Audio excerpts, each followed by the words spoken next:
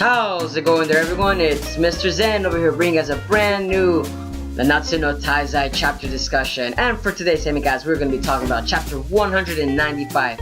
And I, for one, thought this chapter was very different from the previous chapters because for a fact, we actually see Meliodas in a very different astute, as you could kind of say, because for one fact is that Bond in this chapter was giving a lot of hints in this chapter, guys.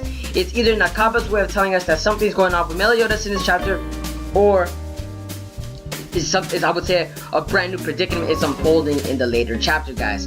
And I, for one, thought this chapter was a little cliche in a sense, guys. I mean, we actually get to see, I would say, Fraudulent actually die for once throughout the whole entire Nanatsu no Taizai series. He was one of the 10 commandments that actually lasted pretty long in the Taizai universe.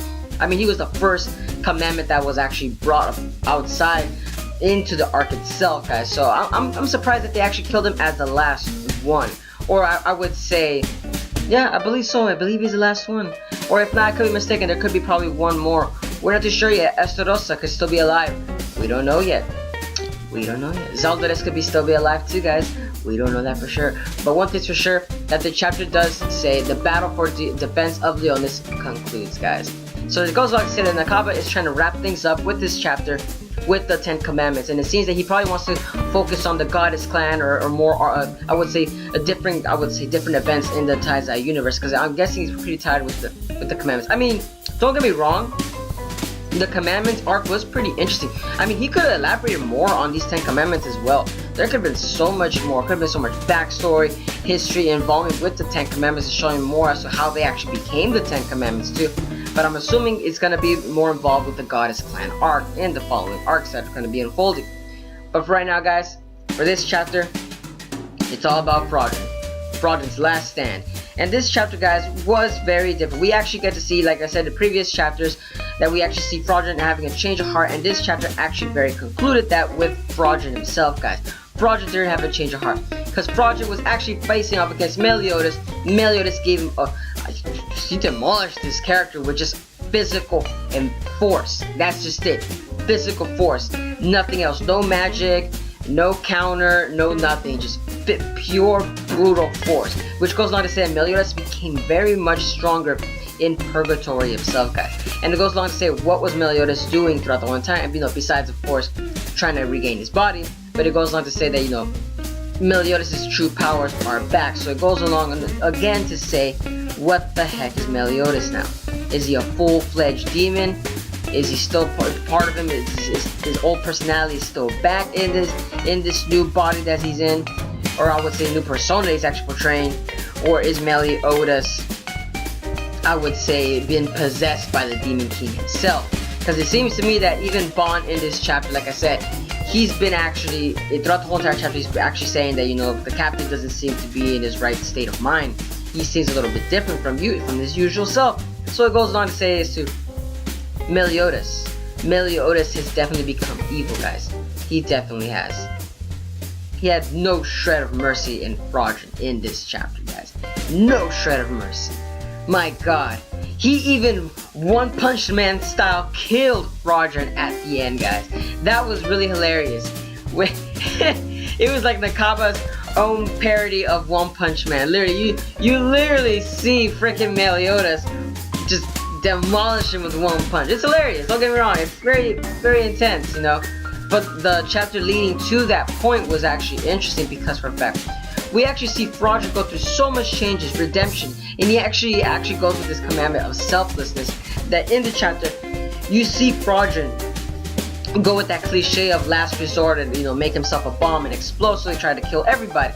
It assumes that Fraudulent didn't have any more tricks up his sleeve because of the fact that he'd rather sacrifice himself. And it goes along to say that it goes along to say that Fraudulent himself is very prideful character of the demon clan itself, that he actually was fighting for the demon clan, I would say, as the embodiment, because he actually kept saying, Meliodas, you traitor, you traitors. And so it goes on to say, what really did happen back in the past?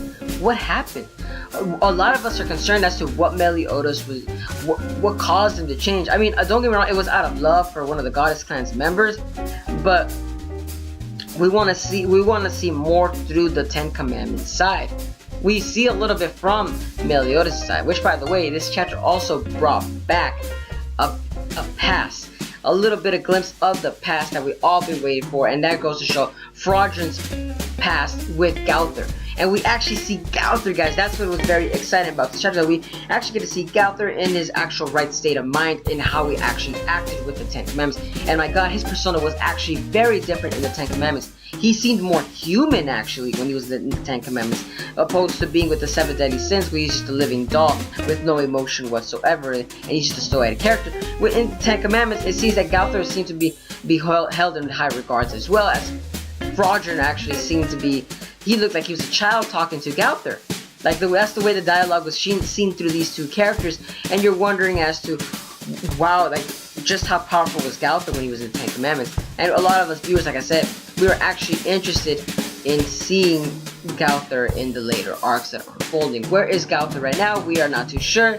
He is probably hiding. Merlin probably could be, I would say, doing some scientific experiments with him in some kind of dungeon. We don't know that for sure. But for right now, Gowther is out of the picture, but with a little bit of glimpse of the past, we actually get to see Gowther himself. And I'm hoping a lot of you viewers out there were excited for that scene, because I actually was excited for that scene right there. You know, and the chapter itself was very much keen to actually showing the love between Fraudron and Grimoire. The love between these two characters was very, very intense. Grimoire seems to actually held in regard to Fraudron as a father figure. And it kind of goes along to say, like, what was Grimoire's mind thinking? It probably was thinking, like, you know, maybe he wanted the bloodshed, you know, all this endlessly, I would say, all this madness has been ensuing all across Britannia. You know, it just seems Grimoire was that poster child that says no, not anymore. And the tears that were coming out of Grimoire was a very sad scene, guys. I actually thought it was a touching moment for myself with Grimoire and Fraudron.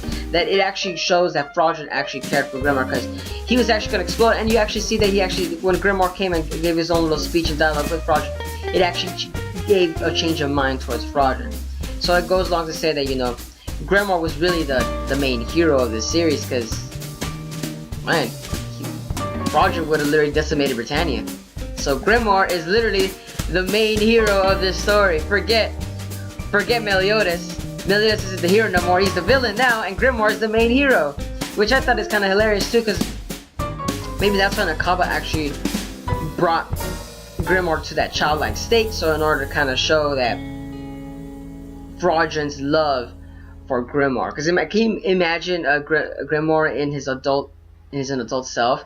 It would kind of seem awkward, Fraudron hugging him. It wouldn't seem like a very touching moment. It wouldn't give viewers that I would say that feeling that of compassion or empathy out of Fraudron. It would just seem kind of weird. It would seem kind of like it would seem like a ridiculous scene. So that's why I'm assuming that's when Akaba returned Grimoire to that little childlike state. But I'm still wondering why Grimoire went into that childlike state. Why out of all the other ones that trained, only he returned to a childlike state? It's kind of weird. Don't get me wrong, it's weird. But, you know, like I said, chapter was very well thought out. It just seems to be that Nakaba actually wants, like I said, he wants to actually focus on a new arc in itself, guys. He really does. But I'm assuming that's all I can say for this chapter, guys. I'm assuming that's all I can say. I mean, Meliodas is evil now. Meliodas is evil. You know, even Merlin and Bon are actually trying to think as to what's going on with Meliodas himself. Why is he even acting in such a deep manner? You know, it kind of doesn't make any sense too. Even if the 7 Deadly Sins are actually questioning Meliodas, something really must be definitely off with him. And that's what it really kind of ended right there, guys. It really is. Meliodas is definitely evil, right? But like I said, that's it for today's segment, folks. I hope you guys enjoyed this content. You know, like I said, you know, I can't wait for the next chapter to come out. I'm hoping to see what arc is going to unfold on the next actual chapter, guys. I'm hoping to see what Nakaba is going to bring us in store, guys.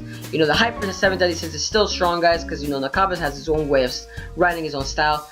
So, let's hope to see that the chapter 196 will actually be just as good as this chapter, guys.